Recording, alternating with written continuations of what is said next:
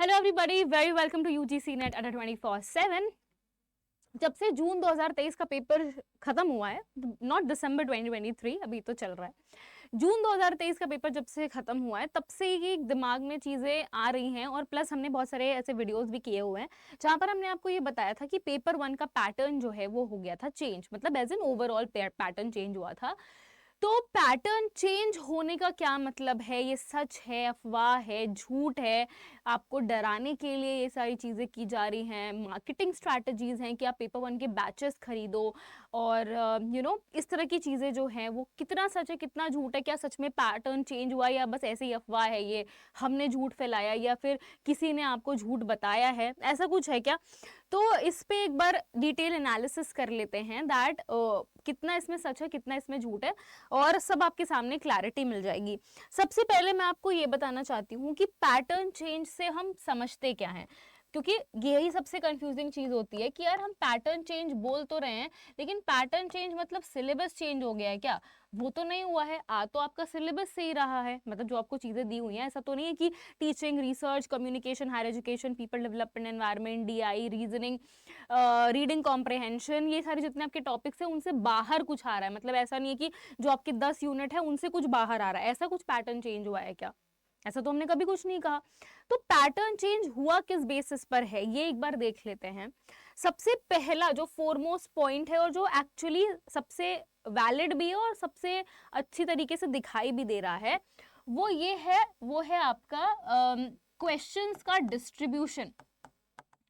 Question distribution की अगर हम बात करें तो एनटीए क्लेम करता है, अपने सिलेबस में भी कहता है कि पर यूनिट हम आपसे 5 क्वेश्चन पूछेंगे, ठीक है? 5 क्वेश्चंस हम पर यूनिट आपसे पूछेंगे। अब आप लोग जितने भी दिसंबर 2023 का पेपर दे चुके हो, या फिर जून 2023 का पेपर भी दिया है, आप लोग सच सच बताइएगा, कमेंट करके भी बताइएगा कि क्या आपको हर यूनिट से इक्वल अमाउंट ऑफ क्वेश्चंस देखने को मिले? क्योंकि जितना हमने एनालिसिस किया है सो फार फॉर दिसंबर 2023 पेपर, कभी किसी एग्जाम में बोला गया कि कम्युनिकेशन से बहुत कम क्वेश्चंस थे, कभी बोला गया कि मैम हायर एजुकेशन से कम क्वेश्चंस थे, कभी बोला गया मैम टीचिंग से क्वेश्चंस एक का दुक्का आए थे, आए ही नहीं थे, सारा जो था वो जनरल क्वेश्चंस कुछ कुछ आ गए थे। मतलब बच्चे समझ नहीं पा रहे थे उस चीज को, जैसा हमें स्टूडेंट्स ने बताया वैसे हमने आपको बताया था, ठीक है? तो पहला तो पैटर्न चेंज यही है कि question distribution per unit 5 questions अब नहीं है। This is the number 1 pattern change. Second pattern change जो आपका हुआ है वो ये है कि आपको बहुत सारी नए कॉन्सेप्ट पे क्वेश्चन आ रहे हैं। नए कॉन्सेप्ट पे कैसे क्वेश्चन आ रहे हैं ये भी हम आपको एक बार सिलेबस डिकोड करके बताएंगे। This is how we have come to the conclusion that pattern has change. आपको शायद पता होगा कि आपका सिलेबस क्या है एनटीए यूजीसी नेट के अंदर। मैं आपको syllabus wise I will guide you through it, ठीक है? पहले तो मैं आपको यही बता देती हूँ जो एनटीए क्लेम करता है कि हर यूनिट से 5 क्वेश्चन होंगे। ये देखो, कहता है नोट में कि 5 questions each carrying 2 marks are to be set from each module, यानी ईच यूनिट। ये चीज फॉलो नहीं हो रही है, ठीक है? चलिए, जो चीज चेंज नहीं हुई है मैं आपको एक बार वो भी बता देती हूँ, फिर मैं चलूंगी जहां पे हमको पैटर्न चेंज देखने को नहीं मिला है, जो बिल्कुल कांस्टेंट रहा है वो भी हम बता देंगे, फिर आगे चलेंगे। आरसी से आपके 5 क्वेश्चंस आ ही रहे हैं, this is not the pattern change that we have seen. And DI से आपको जो है वो 5 क्वेश्चन आ रहे हैं, this is the pattern change that we have not seen. ये आपका कांस्टेंट बना हुआ है फिलहाल अभी तक, ठीक है? तो आप कह सकते हो यहाँ पर तो कुछ चेंजेस नहीं देखने को मिले हैं। नेक्स्ट चीज जो आती है, थोड़ा सा इसमें मैं पेपर 2 को भी लेना चाहूंगी, माफी चाहूंगी, बट इसमें पेपर 2 का एक चीज लेना चाहूंगी। पहले आप बताइए, पेपर 2 का जब तक मैंने पेपर दिया है, मैं आपको बताती हूँ, मेरे एग्जाम से आई थिंक जब तक मैंने पेपर दिया, लास्ट टू लास्ट दो मैंने जो साइकिल के पेपर दिए थे उनमें पेपर 2 में भी आरसी पूछे जाने लगी थी। ये पहले नहीं होता था, ये पैटर्न उसी हिसाब से उसी टाइम से चेंज होना शुरू हुआ था, और एनटीए ने कोई नोटिफिकेशन नहीं दी थी, कुछ भी नहीं बताया था कि आरसी भी आएगी। बट तो ये एक्सेप्टेड है ना, क्योंकि ठीक है वो एनटीए का कॉल था, उन्होंने दे दी। अब इन्होंने क्या किया है, 2-2 आरसी देनी शुरू कर दी है पेपर 2 के अंदर ही, समझ रहे हो? यानी अगर हम टोटल और बात करें, और पेपर 1 में आपकी 1 आरसी आ रही है, तो अगर हम टोटल बात करें तो यहाँ पर रीडिंग कॉम्प्रिहेंशन आपको टोटल 3 मिल रहा है। दैट मीन्स अगर हम 3 और आपका पर जो है वो क्वेश्चन आपके 2 नंबर होते हैं, मतलब कि 5 क्वेश्चन होते हैं, तो 3 × 5 इज इक्वल टू 15। 15 आपके क्वेश्चन हो गए आरसी के, और इतने इजी होते हैं, 15 × 2 इक्वल टू 30, यानी 200 नंबर के पेपर में आपको सीधे सीधे सॉरी 300 नंबर के पेपर में आपको सीधे सीधे जो है वो 30 नंबर सिर्फ और सिर्फ रीडिंग कॉम्प्रहेंशन के मिल जा रहे हैं, पेपर 1 पेपर 2 दोनों मिला करके, ठीक है। अब आते हैं हम लोग पेपर 1 के सिलेबस पे थोड़ा सा और गौर करते हैं कि भाई क्या एनटीए सच में ये अफवाह है कि पैटर्न में चेंज हुआ है, क्या सब कुछ बिल्कुल ही सिलेबस से और जो एनटीए का सिलेबस है उसी से आ रहा है। आइए देखते हैं।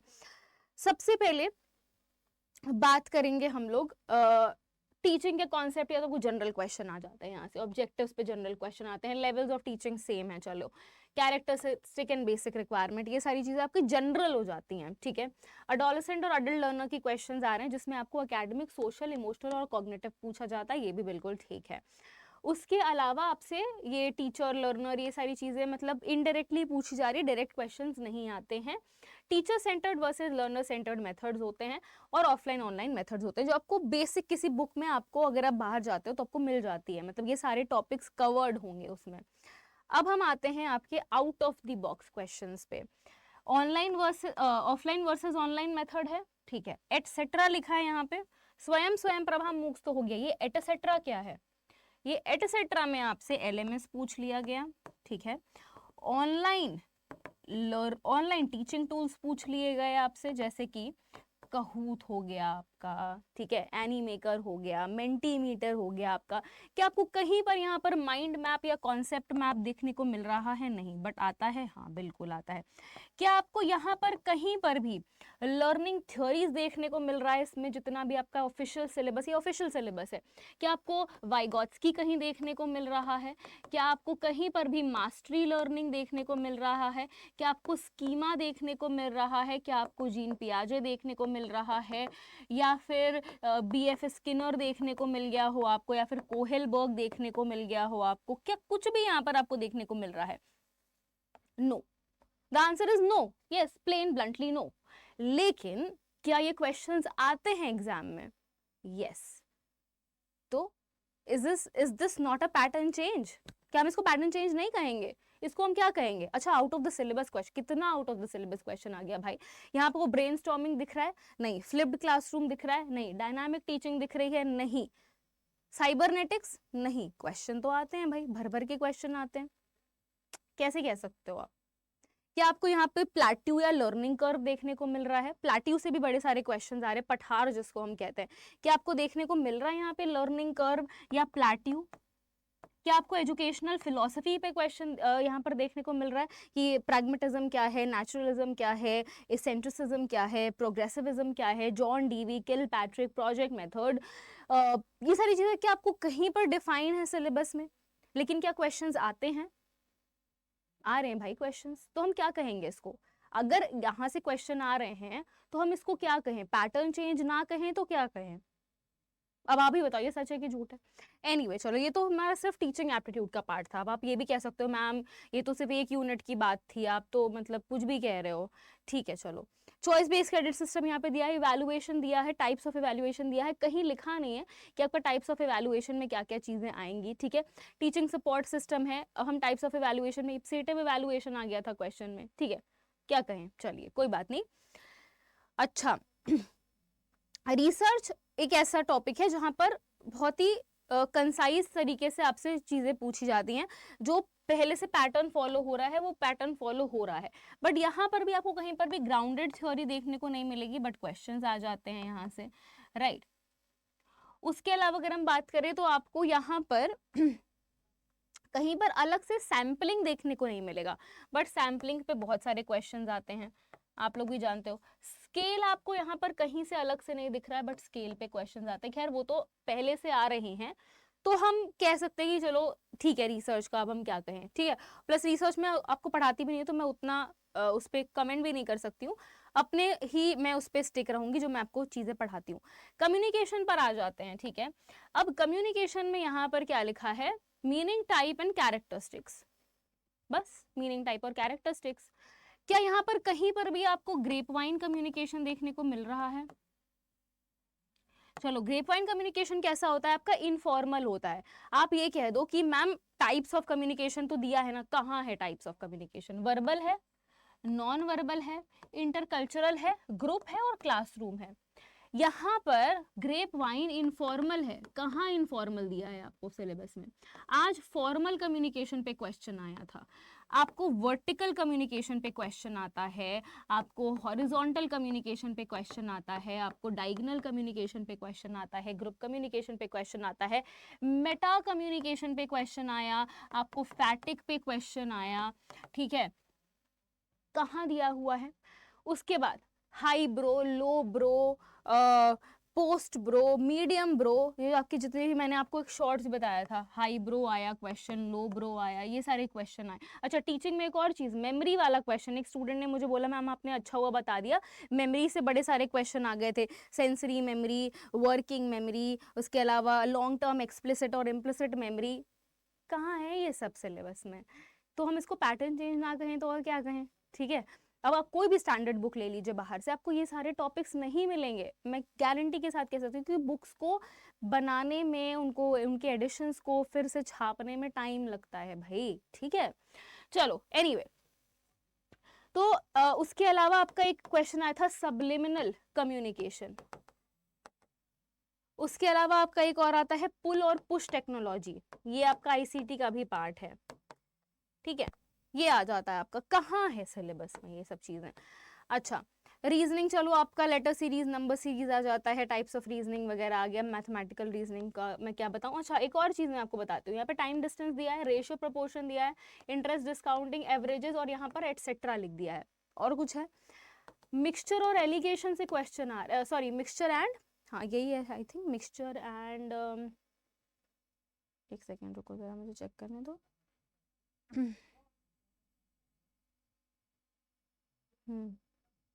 हाँ, मिक्सचर से क्वेश्चन आ रहा है, ठीक है। अब मिक्सचर वाला यहाँ पर कहाँ पर है? कहीं पर नहीं है, बट क्वेश्चन आ रहा है। अच्छा, ट्रेन वाला क्वेश्चन आया इस बार बहुत सारा, ट्रेन का, ठीक है। क्या है वो तो आपका उसमें ही आ जाता है, डिस्टेंस वगैरह में। लॉजिकल रीजनिंग में आपकी भाई सारी चीजें हैं, जो फैलेसी वगैरह आता है, इसमें तो कुछ भी ऐसा चेंज नहीं देखने को मिला है आपको।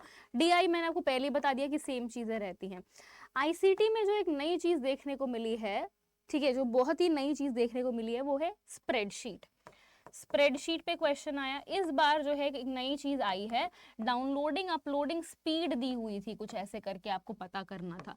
अब इसको आप क्या कहोगे? ये तो आप नई चीजें ही ऐड ऑन कहोगे ना, तो हम कह सकते हैं ना कि भाई जो सिलेबस में नहीं आ रहा है, आउट ऑफ द सिलेबस अगर आपसे बार बार वही टॉपिक पूछे जा रहे हैं, तो पैटर्न में चेंज तो हुआ ना, तो आपको शिफ्ट तो करना पड़ेगा ना।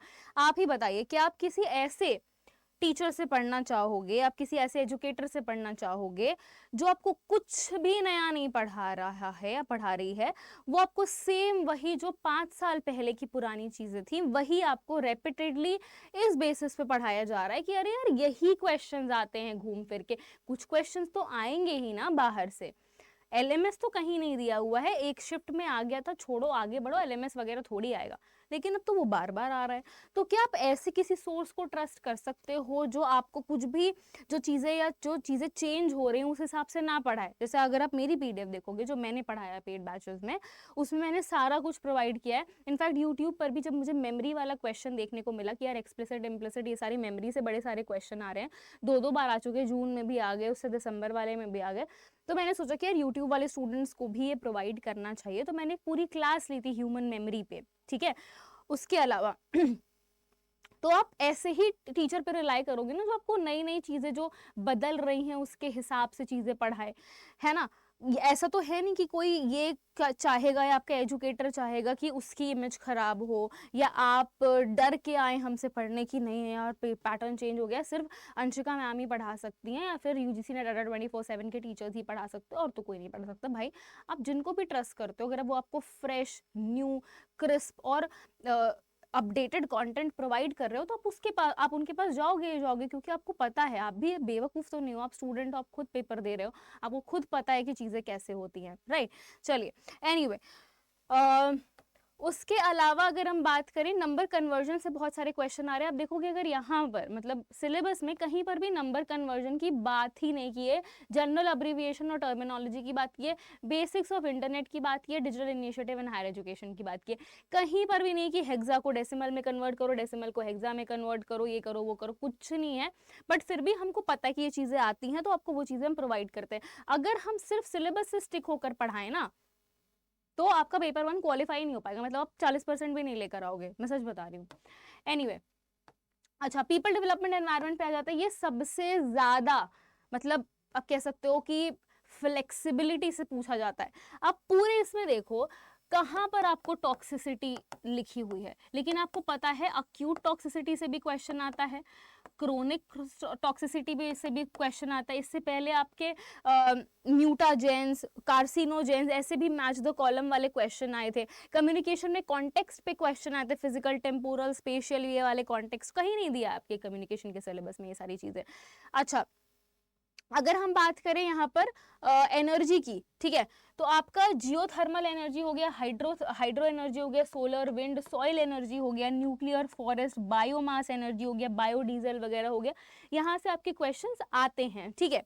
लेकिन कहाँ पर आपको डीडीटी दिया हुआ है या फिर कहाँ पर आपको अलग से पेस्टिसाइड्स या इंसेक्टिसाइड्स यहाँ पर मेंशन है, एक बार मुझे बता दीजिए, ठीक है। मिलेनियम उससे क्वेश्चन आ रहे हैं, मिलेनियम सस्टेनेबल डेवलपमेंट गोल से क्वेश्चन आ रहे हैं, अभी टारगेट पे भी क्वेश्चन पूछ रहे हैं, वेस्ट से आपको क्वेश्चन आ रहे हैं, उसके अलावा पोल्यूशन पे आपके क्वेश्चन आ रहे हैं, एयर पोल्यूशन, वाटर, ये सारे तो रहते ही रहते हैं। लेकिन आपको डीडीटी पर कोई क्वेश्चन देखने को मिला हो या कुछ इस तरह का क्वेश्चन देखने को मिला हो जो आपको लगा हो कि यार यहाँ से तो बड़े सारे क्वेश्चन आ रहे हैं, बिल्कुल बिल्कुल सिलेबस का क्वेश्चन है। बीओडी पे क्वेश्चन आ गया, आपको बीओडी सीओडी की कोई बात ही नहीं है यहाँ पे, हमको खुद से ही समझना है कि वाटर पोल्यूशन मतलब हमको सब बताना है।